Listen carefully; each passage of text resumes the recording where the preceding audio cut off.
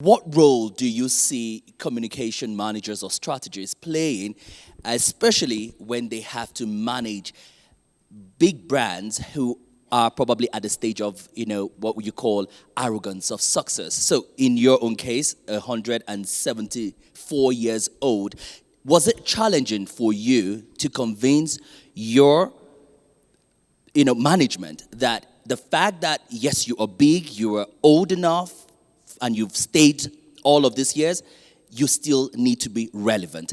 How easy or how challenging was it for you? I can tell you, that unfortunately, you've got to be resilient.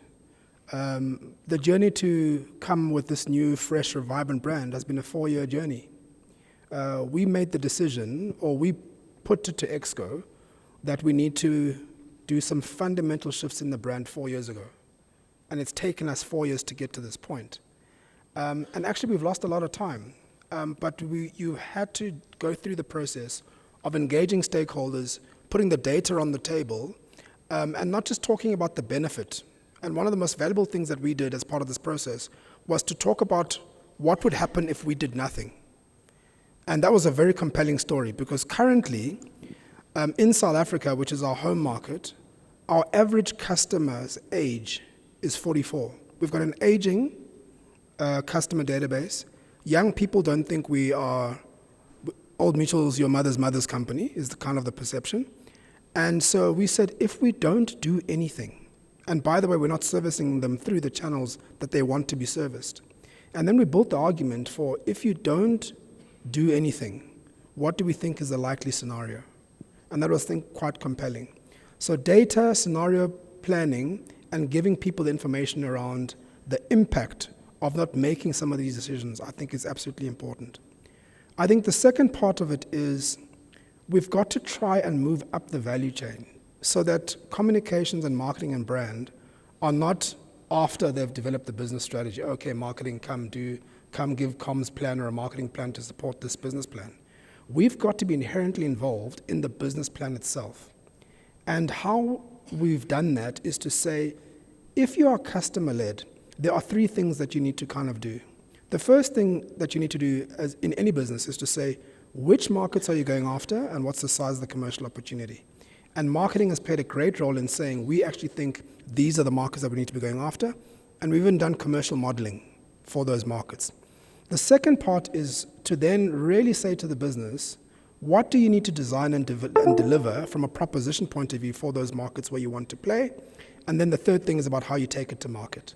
And I think the more we can play a role along those 3 points, I think the more valuable and commercially important will be within that piece. But it hasn't been an easy journey. As I said, it's taken us 4 years to get to this point, and certainly from here on in, we're hoping those timelines will become shorter and shorter, because the reality is competitors are out there doing it at scale, at speed.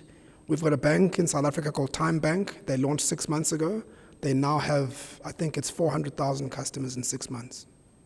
So if we don't do anything, I think we are seriously in trouble. Thank you for sharing the insight views. We've got one question here. Yeah, thank you. Quite interesting talk. So I'll pick Amkose from South Sudan. So I'll pick up from one of your slide quote that you have put about solutions for Africa must come from Africa. So like we have this kind of things in African society where like some solutions that are coming in from local startup or companies, people tend to overlook them as if like they don't have more skills compared to big brands that are coming in from outside. So my question is like, how do you inject that into your marketing strategies that your customer base doesn't overlook on that point of looking on other side as having more skills or on that point? Thank you. Great, thank you. We operate in South Sudan, and it's a very interesting market given some of the challenges that are there, but we really see the opportunity in South Sudan. So I guess what is also very interesting for us as a brand is that when we look at competitors across all the markets where we operate, the majority of the competitors we compete with are actually local players. So if you go, it's Britam, it's local players. It's not multinationals or internationals. There are in some instances, but in the bulk of the markets where we operate on the continent, it's the local insurers that are our biggest competitors. That in and of itself says something. And so the role that we are trying to play is to say that we bring lots of different things to the table when we enter the markets where we operate. From a regulatory point of view and an industry point of view, one of the compelling points of parity for us, of differentiation, is that we bring international best practice and we're able to elevate the standard of insurance to the markets where we operate, because we have all of the best practice and the standards from all of our different markets where we've got the learnings, and we bring that to markets where we operate. So from a standard, quality, lifting the standards and the governance in all the markets where we operate, I think that's a very compelling proposition from our point of view. But what it means from a marketing point of view is that we have got to make sure that how we communicate, not just at a country level, but even at a customer level. So what we are now doing, so we've got 6 core markets that we're going after. One of them is called the starting out market, which is the youth market.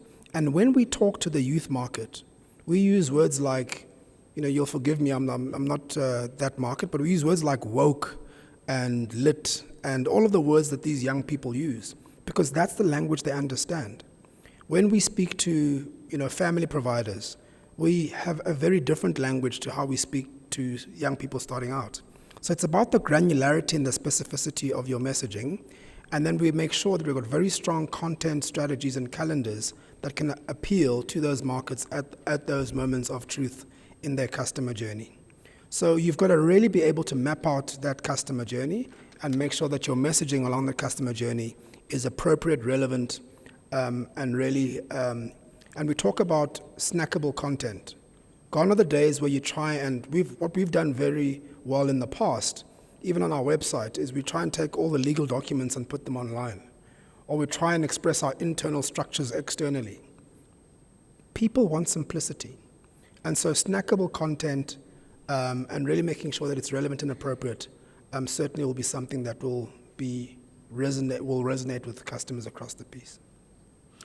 Okay, thank you very much. Ladies and gentlemen, please one more time give it up for Ntsubane.